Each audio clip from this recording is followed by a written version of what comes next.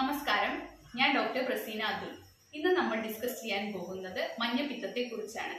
മഴക്കാലമായതോടെ മലപ്പുറം, കോഴിക്കോട് ജില്ലകളിൽ മഞ്ഞപ്പിത്തം പടർന്നു പിടിച്ചിരിക്കുകയാണ്. ഹെപ്പറ്റൈറ്റിസ് എ വൈറസ് ആണ് ഇത് ഉണ്ടാക്കുന്നത്. അതായത് മഞ്ഞപ്പിത്തമുള്ള ഒരാളുടെ മലം, മൂത്രം കലർന്ന വെള്ളം നമ്മുടെ ജലസ്രോതസ്സുകളിൽ എത്തുകയും അത് നമ്മൾ കുടിക്കുകയും ചെയ്യുമ്പോഴാണ് മഞ്ഞപ്പിത്തം ഉണ്ടാകുന്നത്. അതല്ലാതെ ഈച്ച വഴിയും മഞ്ഞപ്പിത്തം പകരുന്നുണ്ട്. ഇനി ഈ ഹെപ്പറ്റൈറ്റിസ് എ വൈറസ് നമ്മുടെ ശരീരത്തിലെത്തി 7 മുതൽ 28 ദിവസത്തിനുള്ളിൽ തന്നെ നമുക്ക് ലക്ഷണങ്ങൾ കണ്ടു തുടങ്ങുന്നതാണ്.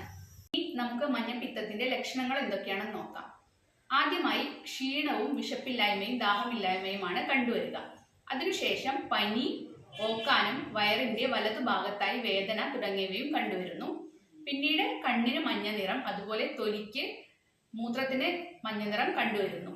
അതുപോലെ തന്നെ ചിലർക്ക് ഛർദി കാണപ്പെടാറുണ്ട്. അതായത് നന്നായി ഛർദി ഉണ്ടായിരിക്കും. അതിന്റെ കൂടെ ശരീരത്തിൽ ശക്തമായ ചൊറിച്ചിൽ കാണപ്പെടാറുണ്ട്. അതുപോലെ തന്നെ കോൺസ്റ്റിപ്പേഷൻ അഥവാ ശോധനക്കുറവ് ഉണ്ടാവാറുണ്ട്. ഇനി മഞ്ഞപ്പിത്തം നമുക്ക് എങ്ങനെ ടെസ്റ്റുകളിലൂടെ മനസ്സിലാക്കാമെന്ന് നോക്കാം.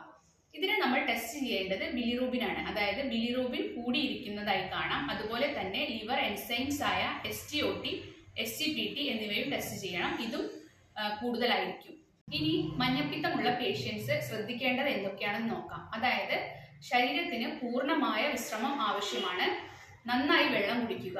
ഇളനീർ, കഞ്ഞി തുടങ്ങിയ ഭക്ഷണങ്ങൾ, പഴങ്ങൾ തുടങ്ങിയവ കഴിക്കാവുന്നതാണ്.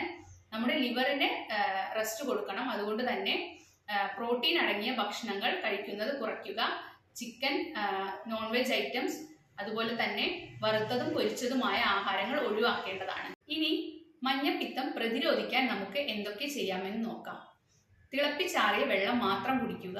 ഞാൻ ആദ്യമേ പറഞ്ഞു, മഞ്ഞപ്പിത്തം പകരുന്നത് മലിനമായ ജലത്തിലൂടെയാണ്. അതുകൊണ്ട് തിളപ്പിച്ചാറിയ വെള്ളം മാത്രം കുടിക്കുക. കൂടാതെ തുറന്നു വച്ചതും ഈച്ച ഇരുന്നതുമായ ഭക്ഷണ പദാർത്ഥങ്ങൾ കഴിക്കാതിരിക്കുക. മഞ്ഞപ്പിത്തത്തിന് വളരെ ഫലപ്രദമായ ചികിത്സ ഹോമിയോപ്പതിയിൽ ലഭ്യമാണ്.